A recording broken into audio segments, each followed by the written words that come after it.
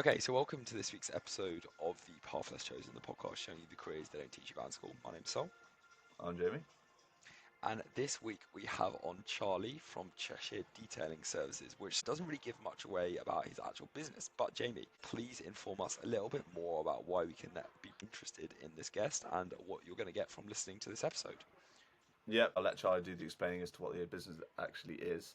But it's going to be a fascinating story. The three biggest things that I'm looking forward to is how Charlie talks to us about how you can build and scale something out of absolutely nothing, how he combines hard chemicals with Lamborghinis, and thirdly, how he dedicates a scary amount of hours to building up his own business.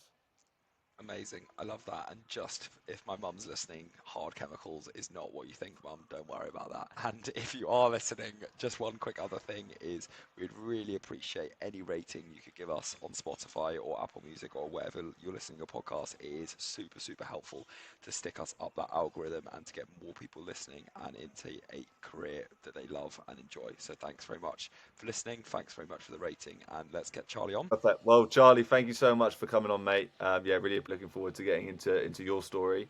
I think the question we wanted to start with is for anyone that's listening that maybe doesn't share a passion for and love for cars, like I know I do, but obviously you're probably on another level.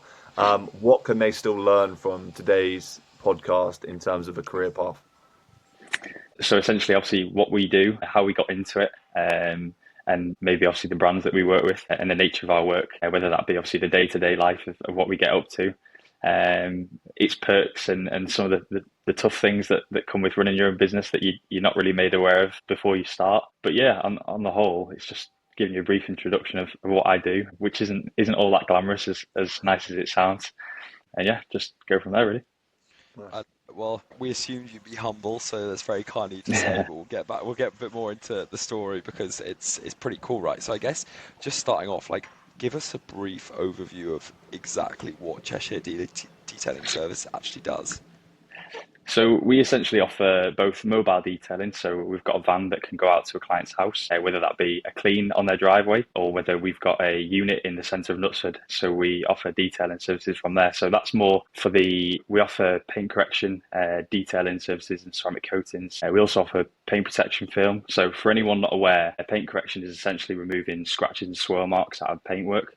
So when you've got your vehicle in the sun, it'll almost look like cobwebs scattered across the paint, and we essentially specialise in removing those. So a lot of people will pick up a new vehicle and it'll be covered in those defects, and they're not really sure what they are. And obviously, when you pick up a brand new vehicle, you'd expect it to be mint, and that's really not the case. So that's essentially what we do. We make them look as good as we can, and then offer a couple of options for protecting the vehicle to keep it nice going forward. Really, so.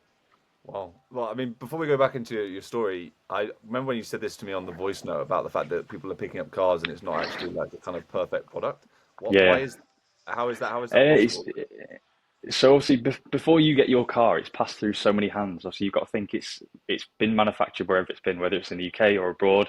It's then been shipped on cargo, and it's then obviously had sort of protection. Whether that's you see almost they're covered in like a white film, or they've got almost like blue protective stuff to stop the doors getting scuffed or anything like that. So the car gets touched a lot before it arrives into the UK, and sometimes as well it gets washed very quickly. Obviously, if it's been dirty or whatever, and a lot of these valeters in say dealerships don't have the time to go around and have the attention to detail we do. They've got a huge amount of cars to get through very quickly, so sometimes that just ends up with mistakes or small mishaps. So it's easily done. Paint's very very delicate, and you've got to look after it. So yeah, that's usually how.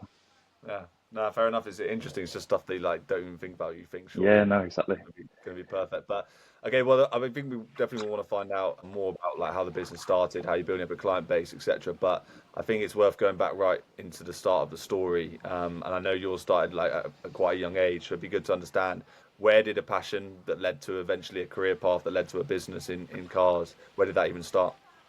So for as long as I can remember, I've just always loved cars. It's as simple as that, really. And I've always loved looking after them as well. I know growing up, all I can remember is my granddad and both my dad just going out at the weekends, cleaning their cars, really taking the time and just to love them, really. And that's obviously sparked my interest. So yeah, that's the crux of it, really. Just absolutely love cars and like looking after them, and now obviously like making them look shiny as well. So that's how it started. on a brief backstory of obviously how I've got to where I am now. Before COVID, I was meant to go and work for Bentley.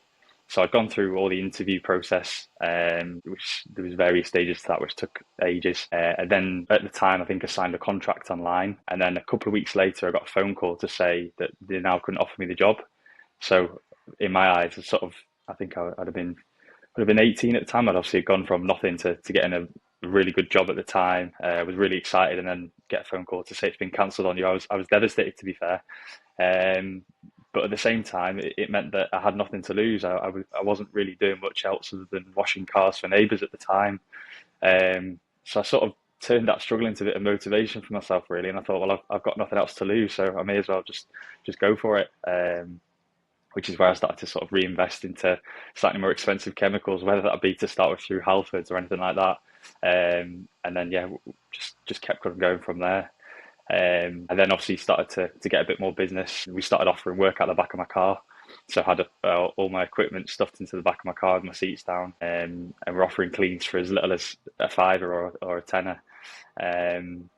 So yeah, that's really where I've started. And then as we've built it and gone along, I've just reinvested as much as I can, whether that be time or obviously money. The amount of hours I've dedicated to this is scary if I look back on it. But no, I think it's been worth it, and I love it. And I love that almost the position I've got to is almost something that I knew I'd sort of make happen. Yeah, it's Amazing.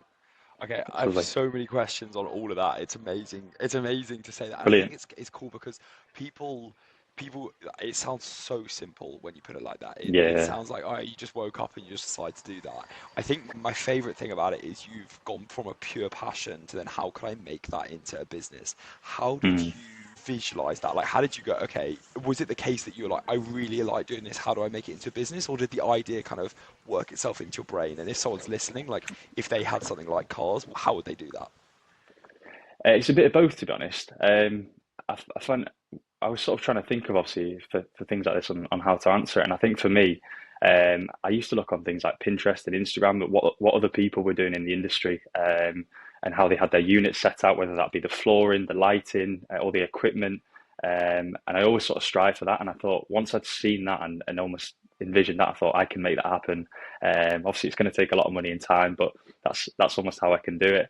And I've just sort of, I mean, even now, if you go back on my camera roll, my camera roll's just full of cars and pictures of almost things. I don't like to use the word manifested, but almost things that I looked at and thought I'd like to do that at some point when I can.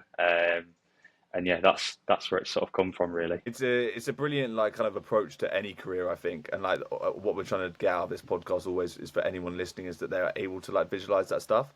But I Yeah. think what's also interesting about your story and when we spoke prior to the pod is that you said like at school, for example, you felt shoehorned down maybe a university route. You then Yeah. obviously Yeah. went to look at doing a kind of what is a corporate job, obviously a very cool one with Bentley and following your passion still, but still down a kind of like working for a big corporation route. And then Mm. it was kind of a happy accident with COVID that eventually led you to starting your own business instead. So why do you think it was that initially you were going down a route that maybe you felt was a bit more traditional? And then how did your mindset kind of cope with that transition when that job got cancelled? I know you touched on it briefly, but that is a real hard thing to face when you're 18 to have Yeah. a job suddenly cancelled. I think for me, especially going through the school years, I didn't really know what I wanted to do exactly. I just knew in the back of my head that I wanted to work and I wanted to earn money. And I think that was, to start with, that was my main motivation, really. Especially, I remember at sixth form in school, it was very sort of pushed down towards that university route. And I just knew it didn't agree with me, just the idea of going to uni and picking up that debt for something I didn't really know if I was going to use afterwards. I completely understand it works for some people, but for me, it just didn't suit me. But I definitely think that school doesn't teach you that no matter what you do, if you scale it correctly with the right mindset and connections, I think that you can make almost anything out of nothing. So, yeah, there's a few companies that I work with, and I was there yesterday actually, and I noticed there was an electrical contractor, and they had about 40 vans on site, and I thought it just clicked. I thought that was never like shown or told to me at school that if you were an electrician, you could then obviously scale it and have and work with companies like that, and scale it to a huge size really. So I think yeah, that's the thing that school didn't really teach me. But yeah, I definitely knew I wanted to earn money, and that's what sort of helped me at the time give me a bit of drive to go, right, I've got nothing at the minute, but I can quickly sort of make something off this just by doing something that is, at the time, obviously it's still hard labour, which some people don't really want to do. Obviously you've been working all week. The last thing you feel like doing is washing your car, so that's almost where we come in. So yeah, I think that's the crux of it, really. Yeah, no, I think that's actually something we've never really heard from someone before. Like we've had a few kind of entrepreneurs that have started businesses, etc. But your mindset there, I think, is very much an entrepreneurial mindset where you've realised that actually you can create something out of nothing. I mean, I'm Mm, sure there might be people listening to this, and there's a massive like bunch of people that when they were younger might have, cleaned their parents' cars for a fiver or the neighbours' cars for a fiver, but no yeah. one's really ever clocked onto the fact that maybe they could turn this into business. So the message that you said there about it's actually possible to scale something out of nothing is amazing. But I think obviously maybe the kind of missing link there that then leads into you make it into your career path is some kind of motivation behind it as well. So what do you think it was like your motivation behind it into then actually turning that into a business? I think for me, it was really just almost to prove to myself after sort of not being able to do that job is that I could do something for myself, and that I had a bit of fight and drive in me to go, right. I can, like I said, I had time to go, right. I've got some space to think about this, and I need to, if I'd like to do it, I need to do it properly. I remember it started as simple as almost making a small advertising and sending that out on like a street WhatsApp group. And I remember at the time thinking like, there's so many things I had time to do like that, and you go, yeah, I think that's how I could get started, really. That. And I guess one of the things that I'm thinking is like you said it in a very nice way, which is that people don't want to wash their cars, but you're still doing the kind of the manual labor stuff. Yeah. And I guess someone listening might be like, oh, well, he's just set up a business, washing cars, and that we both know there's a lot more to that. So, from your perspective, like, what is the best thing about it? Like, what are the thrills that people who are just dismissing it going, I much prefer to be an accountant because I don't want to wash cars? What do you get out of it that makes it something you love so much? I think for me, especially if we've got something in the unit or a detail, maybe we complete off-site for someone else, is especially the customer's reaction. So a lot of the time, someone will bring a car it's not in the worst condition, but it's just not how they expected it to be when they bought it, and that leaves people quite deflated and flat. And I think when you see that person's reaction, especially if it's quite a big transformation at the end, it's just there's nothing better for me. I've had a couple of people in tears at the unit, just sort of being overjoyed with the condition of the car, and it's just I think when you get moments like that, that's what makes it really worth it. I love that. And I guess the other thing on that is like, how do you how did you get through the times when you said that work was tough and obviously you are doing that manual stuff? Like how do you power yourself through that to then have that, those moments where you feel that fulfillment? Um, I, You know, I, it sounds really cliche, but I look back on things and I sort of wonder like how I sort of got through that and like how I did that. Um, but I think again, I think it's just almost like I think within me, I can't stop, I can't not. I've got to do it. I've got to figure it out somehow. Yeah, it's just something. It's just a burning desire in me just to almost make something of myself and make something that now is a bit more of a brand and something that I just love and I'm passionate about. Even now, we're making our own product line, and just even when you look at, I had it yesterday, when you've got your own name on a bottle with a product that and a chemical that actually does something, and it does exactly what it says on the tin. There's nothing fake behind it.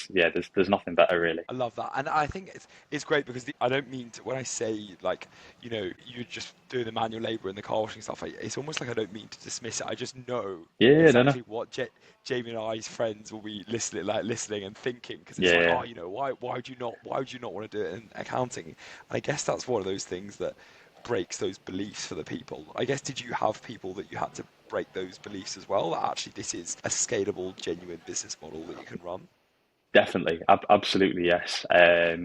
Yeah, I think as well. I've always sort of had the vision of where, obviously, like I said, looking back on camera roll and whether that be Instagram, Pinterest, you look at things and you go, well, they've done it, so why can't I, sort of thing.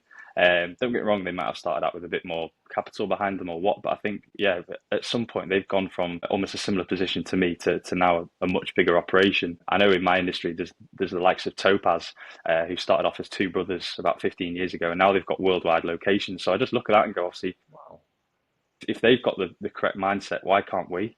I mean, we're already working with some pretty premium brands, and I think if we continue to do that and maintain our standards of quality, I don't see why we can't do something similar, especially with my focus and what I'd like to get out of it. I think it'd be really interesting. Yeah, amazing. And one of our questions later on will obviously be about what the plans are for the future. So I'm keen to go into more detail on that. But it's just amazing to hear like your ambitions are set that high. But I think obviously there's a lot of, as Sol mentioned, there's details that go into it. Talk to us about the actual logistics then of creating a company like this. Obviously, so you've got the name, you've got a location, you're obviously based in the Northwest, etc. But what else do you then have to do? What are you investing in? What's your day to day looking like? Yeah, it's quite varied to be honest. It's definitely sometimes it's glamorous, sometimes it's definitely not. It's really varied on what we work on. I mean, we work on some absolutely stunning cars, and I think as well that's quite a pinch me moment every day. Sometimes you do have to sort of step back and look at that and go, yeah, wow, that's something that I used to look at on Instagram and go, yeah, now I'm up close and looking after it and making it look good. So a lot of the time on a sort of day-to-day basis, we're either visiting clients' properties. A lot of our clients are self-employed. They're all business owners. They're all in the position now where they've got obviously the wealth or they value their time differently. They don't have time or interest to be cleaning their own car. So that's where we come in. We go out to the house, whether that's on a regular basis. Some of our clients opt to have it done weekly, fortnightly, monthly, sometimes even quarterly. But then also sometimes we could be at the unit. I mean, say for example, this week we've been out and about a lot, but next week I know we've almost got our time split between the unit where we're polishing some cars to remove scratches, and then other times we're just going to be on top of that maintenance, just keeping people happy. Amazing. But how did you get these clients? Like I've seen obviously your LinkedIn, your Instagram, you're working on like genuine dream cars, and of course like we will drop your links in the description of the podcast so people can check it out. But like every day when I refresh my LinkedIn, there's like there's a Lamborghini, there's a nice Porsche, whatever it might be that you've been working on for the day. Where have you got these clients from? How did you even begin to build up and scale the business? The majority of it at the start was actually Instagram. It was simply people I knew, and then people obviously asking for referrals if they knew anyone with a decent car who they thought might be interested in us looking after it. I've also done a lot of leafleting, so we have almost like it's a very small sort of punchy thing that tries to get people hooked in. And even now, if I see a nice car, I'll always put a leaflet on it. So I've always sort of consistently done that. I've never really been afraid of trying to sort of get myself out there if I know it can happen. So sometimes I've stopped people in the street. You've got a nice car, you're getting into it. A lot of the time, they don't want anything to do with you, which can be quite embarrassing. I remember I went to go and put a leaflet on someone's car once, and I thought they went in the car, and then I realised they were sat in the driver's seat and didn't want the leaflet, so I had to sort of sulk my way back. But yeah, I've always sort of, whether it be asked for referrals or I've always just gone out and sort of whether it be sort of cold outreach and messaging people and seeing whether they'd be interested. And again, a lot of what we've done has come on the back of working on other cars. I find with our clients, say for example, you've got a lovely Porsche. If I've cleaned a Porsche that's similar to yours, a lot of the time they'll see that and go, right, he can look after mine, sort of thing. Yeah, so it seems to work like that from the start. It's so interesting, and like this is actually really relatable to the kind of line of work that I'm in, which has a lot to do with like you have this idea, and then how the hell like the people I work with have all these great ideas of working with these top creators and coaches, but Yeah. how do they actually reach them? How do they interact with these people? And I love the fact that you've just got like down to the bare like principles of just doing leaflets and cold outreach. But for someone listening, because a lot of people will be listening and thinking, I want to speak to these people, I want to either use them for business or maybe just have them as mentors. What were some of the ways that you even approached someone on Instagram and got them to reply to you? A lot of the time, it was really just being sort of quite bold, almost a bit cheeky as well. I think just almost showing someone that you're authentic, and yeah, that you're not afraid of them saying no. A lot of the time, it's sort of led to them sort of replying and finding interest in that. I know there's a good client of mine. I look after his cars weekly.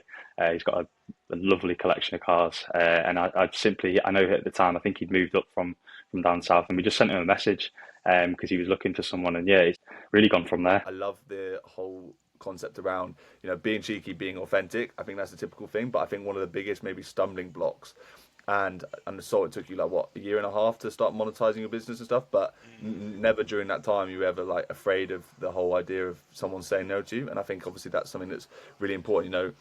forget cars for a second. If you're building any business, doesn't matter what kind of industry it's in, you're going to get no's at some point. And I think for people that are stuck in a corporate 9 to 5, they're probably a little bit afraid of going out and trying to start a business, knowing that those first few months at least is going to be a bit of, they're going to have some no's.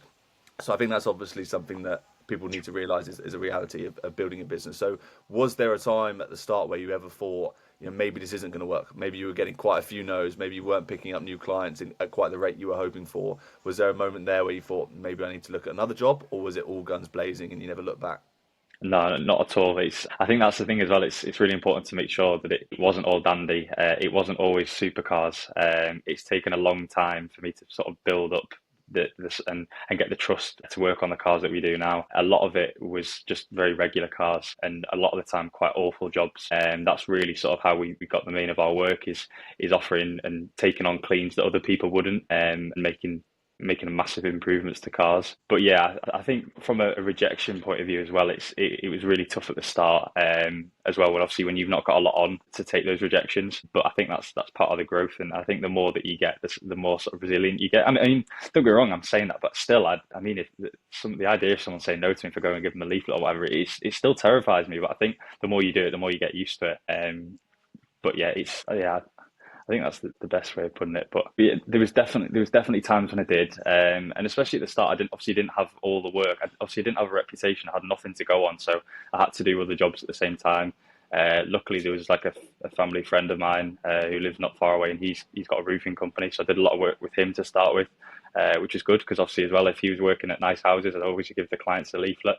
Don't get me wrong, that didn't always work, but yeah, I had to do some other things. I had to go and work with other people, which again I think was brilliant. Even though looking back at the time, I didn't think of it, but now obviously it's given me experience of even dealing with people, how they dealt with people, and just other things that I think it is important to work around other people, especially in a group setting, and then you understand a bit more of whether it be a process in a company or what. That man, there's just something that you said right at the start that is like stuck in my head, which is you said you always knew you were going to succeed, and I just want to like touch on that because what did you mean by that, and why?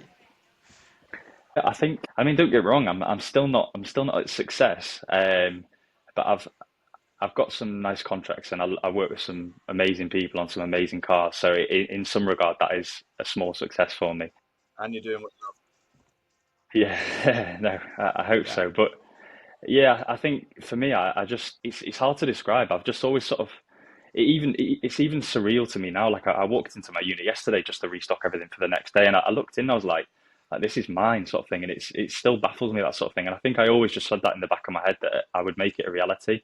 Again, it's been a lot of reinvestment and time, and but I just sort of had it in the back of my mind that I'd make it work. Yeah, again, I think I'm just that passionate about cars, and I saw what other people had done. I just wanted to build a sort of brand of my own and something for myself. so good. absolutely love it, man. Very, very cool and very, very inspirational to hear. And I guess how the next steps look now. What's At the minute, we only really deal with cars. A lot of it is cars. So another market I'd like to step into is more of the aviation side, and especially of the nautical stuff, whether it be yachts, boats. I'd like to look after a bit more of that. So that's a couple of markets we're breaking into at the minute. And then as well, obviously, I'd like to scale a bit more here, get a couple more members of staff to sort of run the day-to-day operations. Not so that I can almost step out, just so that I've got a bit more time to do business development. Even things like this, speaking with yourselves now, and going and speaking with new prospects, which is something when you're as busy as we are on the job, you struggle to get time for. So just allowing for that, and then as well, obviously, at some point, like I said, I would like to take it worldwide. I'd like to open up a location in another country. I know I went to Dubai last year and I saw the standards of obviously the cars that they have is just crazy. They have G wagons almost like we have vans over here. it's Um, ridiculous. but yeah, it's insane. But at the same time, their idea and levels of care on paint and protection are nowhere near as advanced as we are over here. And I sort of know that again, with what we do here, we'd sort of blow the market away. So I know there are other companies out there doing it, but I've always said it. There's not really anyone doing it like we are at the minute, and I know that we've got the drive and passion to make it happen. Really. Wow. Yeah, brilliant message. I'm so glad you said that. Like that's the heights that I definitely think you should be aiming for, the way you've spoken about it today. And I'm sure Sol and I know a fair few clients in Dubai as well that we can introduce you to. Sol, Brilliant. he's got to get straight to Connor's Lamborghini, surely. 100%. I've got your first to buy client for you, mate. Yeah, yeah. Perfect. There you go. But no, no, amazing to hear. So just to finish off with the final question, which I sent you before, and I think the time we'll choose is probably the time you found out your job at Bentley was cancelled. So if we jump back to that moment in time, from that point forward, what's one thing you would do the same, one thing you would do differently, and one thing you would have told yourself to motivate yourself? Um, One thing I do the same. I think it's as simple as small things, really. I think just for me, obviously, continuing to have the same drive and ambition, whatever I do, just apply it to everything. And then I think one thing it's made me get to where I've get to is just continue to be personable. As daft as it sounds, just talking to people, just being pleasant. The amount of jobs and I get from say working at someone's house and maybe someone walks past and with a dog and even just smiling at them then opens up a conversation for you to then go, oh, what do you charge? What do you do? And I think as well that's something I'd apply to anything. Um, Love that. I think one thing I'd probably do differently. I found this a bit of a tricky question, to be honest. Good thing. I think for me, if there's something, yeah, I think there's something I should be doing differently. Then why aren't I doing it now, sort of thing? Why aren't I applying that? If there's something that I think that I look at it and go, yeah, what should I be doing different? Then yeah, why am I not applying it now? Why am I not doing it? So I think yeah, again, that's a brilliant question because it made me look at it from that perspective and go, what am I not doing and what do I need to start doing? But again, maybe have a bit less fear of rejection, just walk into places a bit more, which I have done previously and hasn't always worked out well. But yeah, I think just continuing to do that really. I think looking back, everything, and it sounds again quite cliche, but everything I sort of dreamed and sort of imagined of when I was, say, an 18-year-old self and I was sort of setting this up, I've sort of achieved that. I've got the unit, I've got the van I'd have looked at and gone, that would be amazing to turn up to clients' houses in. We're now obviously doing our own product range. It's sort of happened, it's happening. So all those sort of screenshots that I've got saved are all sort of materializing, obviously, with that hard work. So that's probably something I'd use to motivate myself and go on, keep going. Unbelievable. No, great way to finish, mate. Just a fascinating episode in general, really. You've delivered and more. I think ultimately what you're building is incredibly impressive. And just to let everyone know, you're 23 years old, right?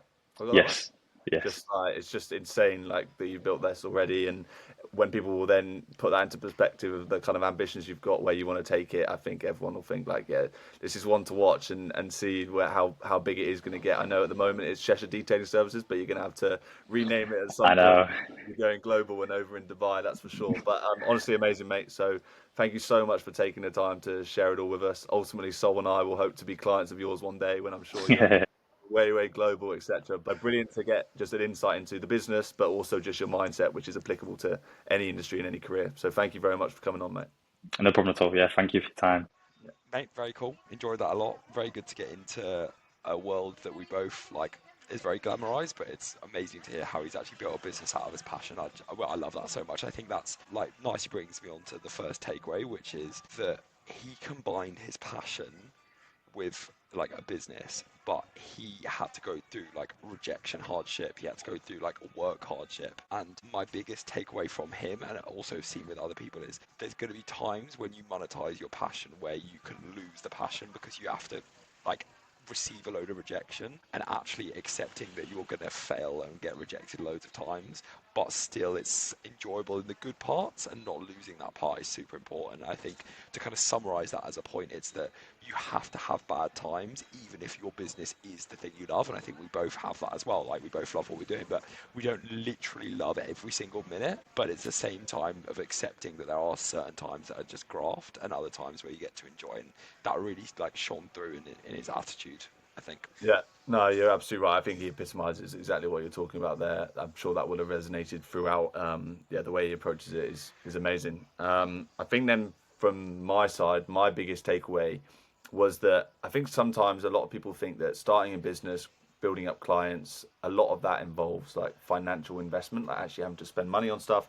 Things come at a cost and all of this, and you know, if it costs something to you, it automatically makes it harder to do. But one of the biggest things I think that he mentioned on a couple of occasions throughout, when we touched upon like gaining new clients, how he scaled the business, that kind of thing, was actually the bits that you can so easily do for free. When we asked him how he went about getting clients, he said that three things that he said that I thought were really interesting. Firstly was be cheeky. Second was be authentic. And the third one was just smile at people that walk past you on the street. And the fact that he has built up a business based upon the fact that he's a personable guy that will just actually he'll be a little bit cheeky. He might send a message. He doesn't really care if you say no. He's going to be himself, and he'll give you a smile when you walk across the street. He's managed to build a business from this, and now he's able to do something that he loves every day, that he looks forward to every day. And I think that's such an easy message to people, that you don't always have to spend the money on scaling a business. You can actually just be a good person, which we can all do for free, and you can still make that into a career path, which I thought was a really nice takeaway from that. Yeah, I absolutely love that. I think he's very clearly, his passion shines through in his personability, if that's a word, or being personable, Yeah. which is cool. I like that a lot.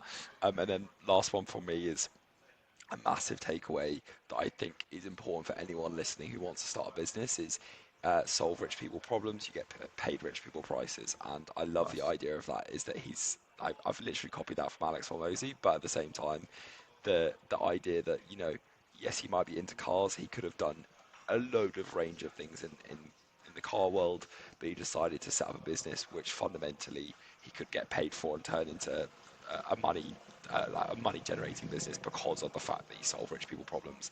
And I love that kind of dynamic, and I think it's very important for anyone listening right now.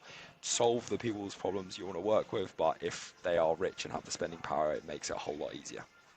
Yeah, absolutely spot on. Agree with that. Lovely. Very happy to sum up. So first is failures. You should accept them, and they're going to happen no matter how much you love what you're doing. The second is to be personable and to actually smile to people, and you can get a long way in business just doing that. And the third is solve rich people problems, get paid rich people prices. Absolutely brilliant episode. As always, Jamie, pleasure to do this on a Saturday. Loved chatting to Charlie, and looking forward to hopefully sharing our future cars with him. I'm not sure if they're going to be Lamborghinis or Ford Focuses, but they will be. I will be talking to him when I need my cars cleaned. But yeah, we will catch you next week, and thank you very much for everyone to listening to the end of the episode.